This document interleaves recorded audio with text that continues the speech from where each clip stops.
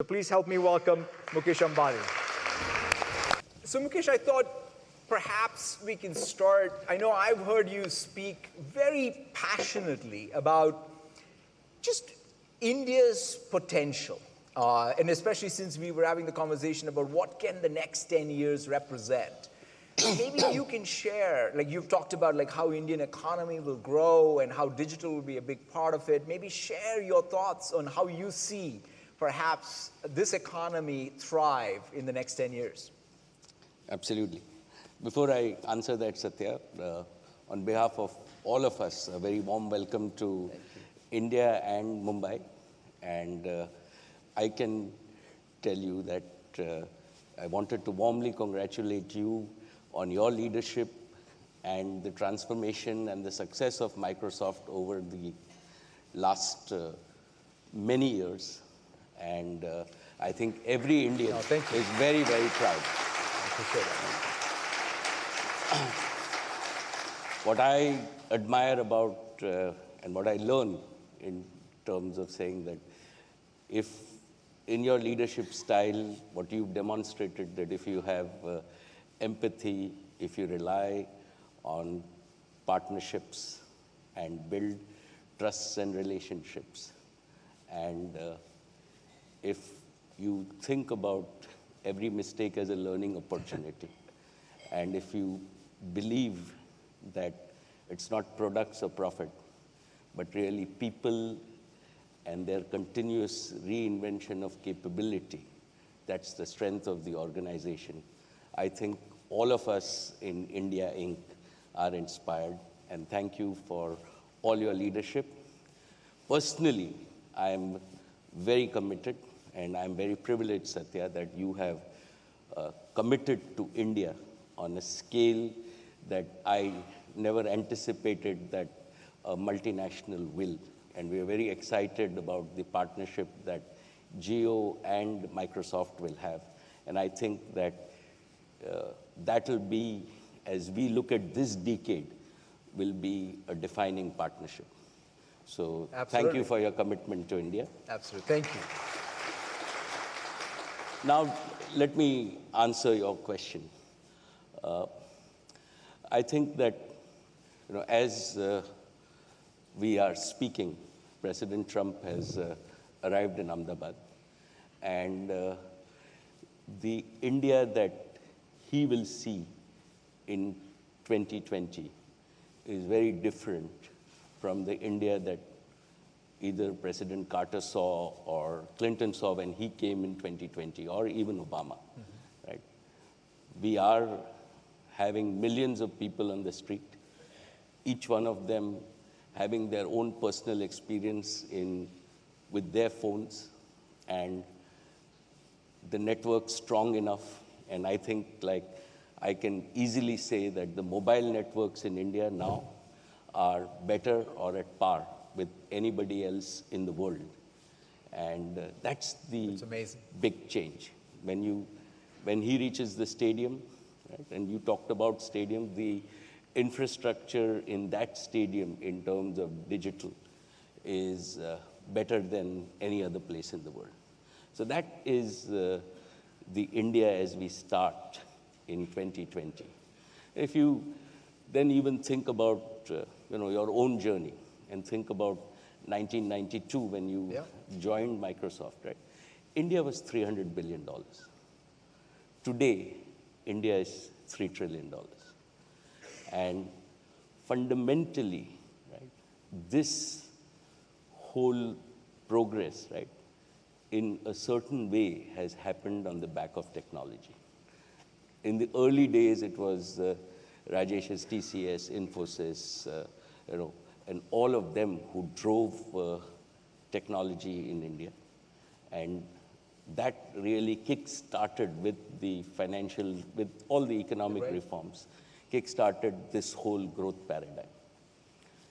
It was supercharged in 2014 when Prime Minister gave us the vision of Digital India.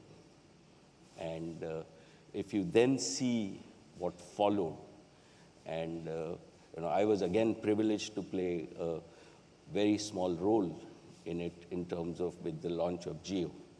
And just to share with you and the audience, pre-Jio, right, we had 256 kbps, which we called broadband in India. And post-Jio, we now have 21 Mbps on mobile data as the average speed available in every single village in India. That's amazing.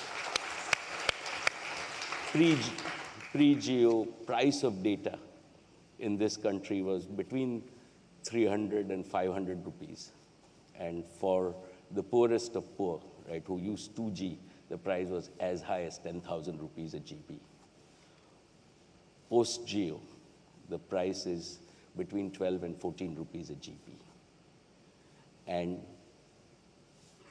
the usage, right, and a lot of like what Jio has achieved in the last 3 years is 38 crore people, 380 million customers have migrated to this 4G technology. And that tells you the enthusiasm in the youth of India, the enthusiasm in consumption in India, and the enthusiasm even in my mother, who's 85 years old, and the amount of time she spends, right? So in your language, she has the greatest tech intensity and tech adoption. So I think that's really what has happened. So consumption has also gone up, and this has really become a people's movement.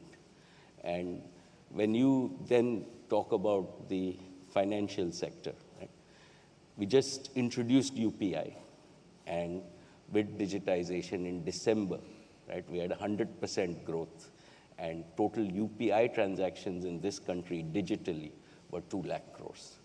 So what has happened is that because we've got infrastructure, right, we are accelerating, and we are just at the beginning of this whole journey. And that's one of the things, Mukesh, I was going to ask you, because in some sense, all of what you've done in laying out the network capability, you talked about what that has led to, this, people being empowered, consuming more, using more, and you have the best rates and connectivity today.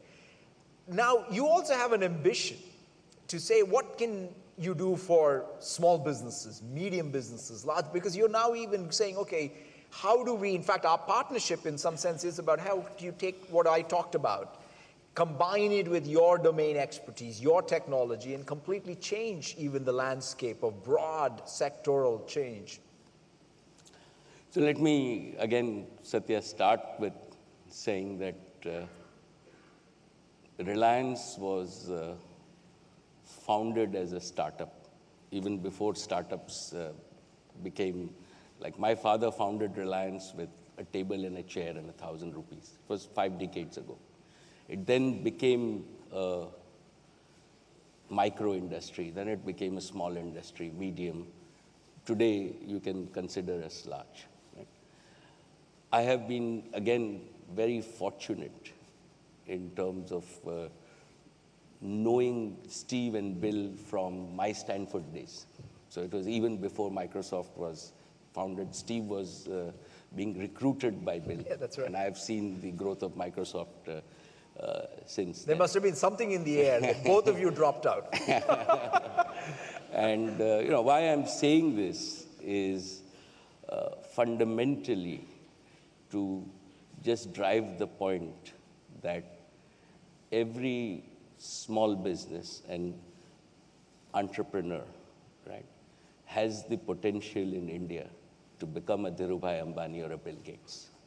And that is the power, that is what differentiates India from the rest of the world. I think that the entrepreneurial power that we have at the grassroots is enormous. And what this decade will offer, right? And if we even see the opening balance of small, medium, and micro enterprises, right? We have to realize that for India, they really provide 70%, even without any enablement, right? They provide 70% of India's employment. They drive 40% of India's export. Yeah. And they are critical to all the economic activity that we see. And they have done this, again, with zero technical enablement and adoption. So the opportunity there is to really go from no technology, no digitization, and really pole vault to adopt. And our opportunity between Jio and Microsoft is to really give them full service to make sure that they are fully enabled with the tool set, the data sets, because the mindset exists, right, to really propel India forward.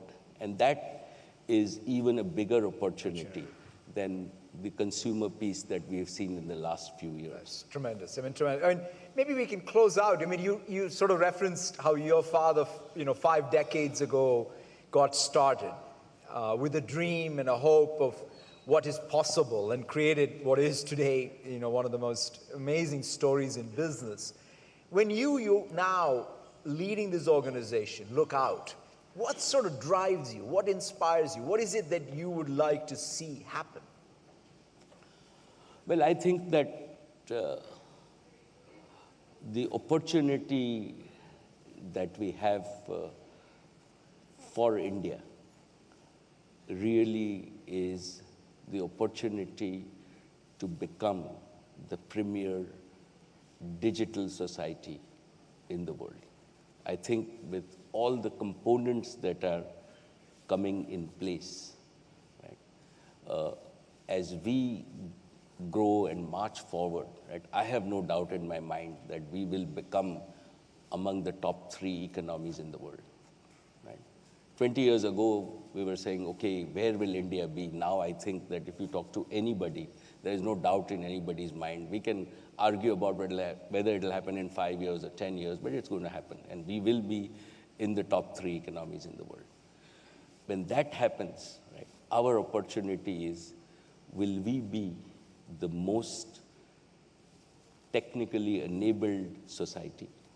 Will we be having all our development enabled by all the tools of technology? Can we really be a pace setter in terms of using all technology? And again, what our Prime Minister says is, can we then use technology for businesses so that businesses have ease of doing business, but we then in partnership deliver ease of living for every citizen of India and build a society that is equal, has ethics, and really gives equal opportunity to empower everybody to find their potential. And that, I think, in the coming 2 decades, right, is the opportunity that India has. What next generations of India will see is a very different India than what you and I have grown up in. And I think all of us should be working towards that.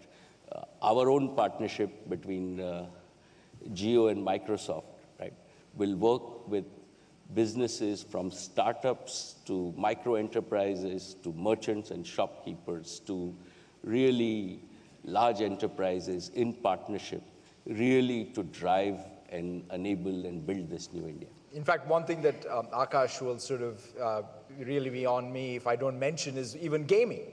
I think in the next decade, you may become a gamer. That's difficult, but I think that Akash is very excited in terms of India. Gaming doesn't really exist in India. And with everything that we're doing in xCloud and our broadband connectivity, right, I think that there is huge potential. And for some of us who don't know what gaming is, right, it's very hard to imagine that gaming will be bigger than music, movies, and TV shows all put together. But we will see.